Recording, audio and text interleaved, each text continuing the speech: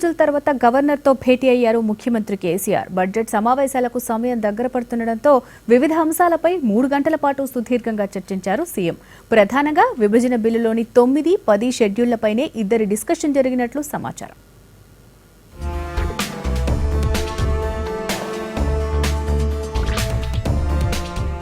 గవర్నర్తో 3 గంటల పాటు సుదీర్ఘంగా భేటీ అయ్యారు ముఖ్యమంత్రి కేసీఆర్.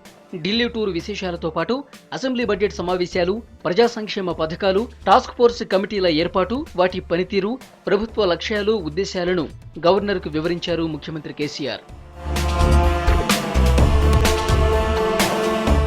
ముఖ్యంగా విభజన బిల్లులోని 9, 10 షెడ్యూలుపై ఇద్దరి మధ్య ప్రధాన చర్చ జరిగినట్లు తెలుస్తోంది. ఇంకా పలు సంస్థల్లో విభజన పూర్తి కాలేదని గవర్నర్ దృష్టికి తెచ్చారు. విభజన ప్రక్రియ త్వరగా జరిగేలా చూడాలని విజ్ఞప్తి చేశారు. అఖిల భారత సర్వీసులు, ఉద్యోగుల పంపిణీ, ఉన్నతాధికారుల సర్దుబాటుతో పాటు ఇక్కడి ఐఏఎస్లంతా ఇక్కడే ఉండేలా కేంద్రంపై ఒత్తిడి తేవాలని గవర్నర్ను కోరారు సీఎం.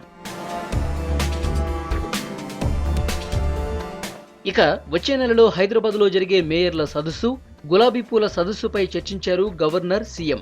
రాష్ట్రం ఏర్పడిన తర్వాత జరుగుతున్న బతుకమ్మ పండుగ నిర్వహణపై సర్కార్ ఆలోచనను గవర్నర్కు వివరించారు కేసీఆర్.